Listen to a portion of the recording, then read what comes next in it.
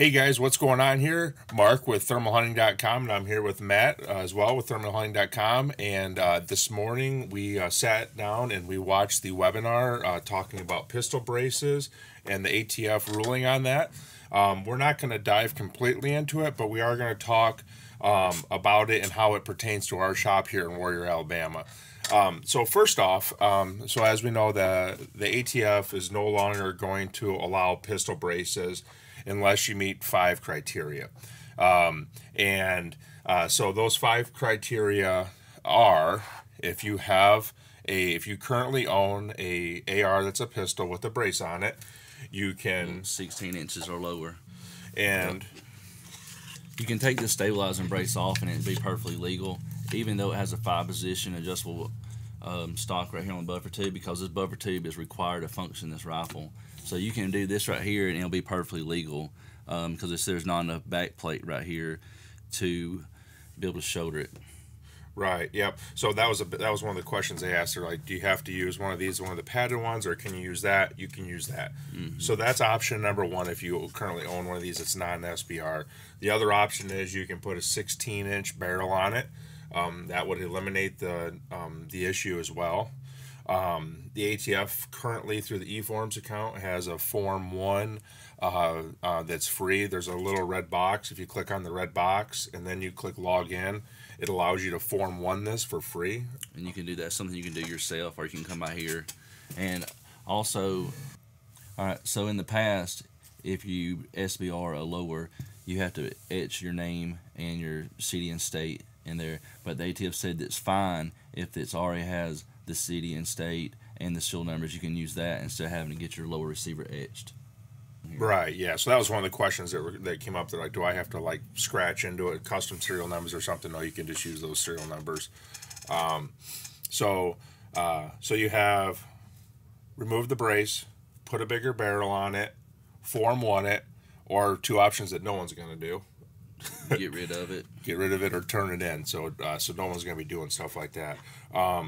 Other questions that came up was, okay, a lot of us have these on the shelf. Are we still going to be able to continue to sell these?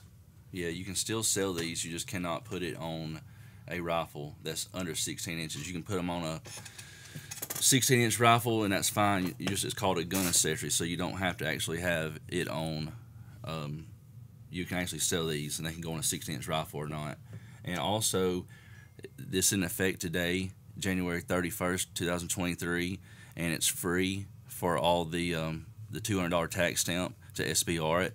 So in my opinion, I have some guns I wanted to SBR, and I think it's a perfect time to do it now because it's free. Yeah, absolutely. They waive that $200 tax stamp, which is awesome in a way, considering what we're working with. Right. And there was that big, I don't know if you've been watching online, but there was that big question where people were talking about that 120-day mark, or that 80-day mark, I think it was, where they were saying, like, if you didn't get your Form 1 back by, it was 80 or 120 days that you were in possession of an illegal firearm. Yeah. And this morning, the ATF in this webinar said that if you don't get your form back within that time frame, hang on to your proof that you applied for it and you're still legal. You can still possess that. You can't buy it from a store like us and possess it, but if you already have it and you do the form yourself, you can just have that form with you at all times. Yeah. And like Matt was saying, I think whenever this ruling was coming out, we were like, shoot, what are we going to do with all these AR pistols we have in stock? But then I got to thinking, I was like, hey, now's the time to come buy them, because you can get an SBR for free, basically. Yeah. Whereas before, it was $200. So one other thing, just to go back a little bit, the ATF did mention this morning in the webinar that if you choose to take the option of just removing the brace from your pistol, guys, you can't be driving around your truck and have this in the glove box and the truck in the back seat. They need to be in separate locations. Yep, that's right. You can't have them together, which will be easily accessible to put this back on. Right, exactly. So this is definitely a little bit frustrating for everyone, and it's been a little bit confusing, but this is what the ATF has done, so we unfortunately have to comply with it at this time. So if you guys do have any questions, you can drop a comment below. We do understand that there was a lot more to this ruling pertaining to the various different firearms, folding stock, so on and so forth. Right. But we just wanted to kind of help our customers understand what they need to do.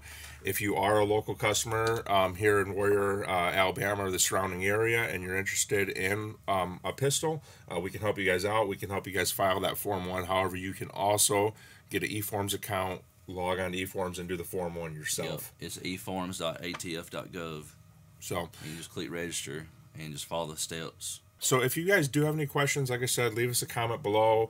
You could also reach out to us on our website, thermalhunting.com. The phone number's on the top of that. Or you can email myself, mark@thermalhunting.com. If you have any questions, we'll do our best to answer them.